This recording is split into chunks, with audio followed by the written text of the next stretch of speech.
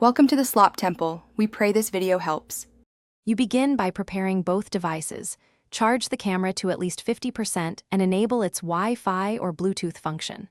Once done, install Canon Camera Connect on your phone and grant location and Bluetooth permissions so discovery works. Make sure the camera's date/time is set. This prevents pairing errors. Open the app now, select Add a Camera or Connect. Follow the on-screen prompts to start discovery. This initiates a secure link, and then you'll move to pairing the two devices. You'll now pair the devices.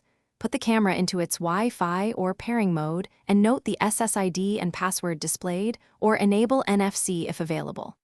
In the app, select that SSID when it appears, then enter the password exactly, or tap your phone to the camera to pair via NFC. Make sure you confirm any prompts on both the camera and phone. This completes authentication.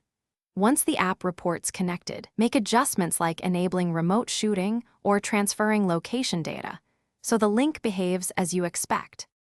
You finish by testing the connection. Try the remote shutter and transfer a test image to confirm speed and reliability. Once satisfied, save the camera profile in the app so reconnects are quick. Enable Auto Connect if you prefer automatic linking. If something goes wrong, don't panic. Restart both devices, toggle phone airplane mode, and ensure both app and camera firmware are up to date. If issues persist, delete the saved pairing and repair from scratch. That often resolves lingering authentication conflicts. Thanks for watching. Consider subscribing if we helped you.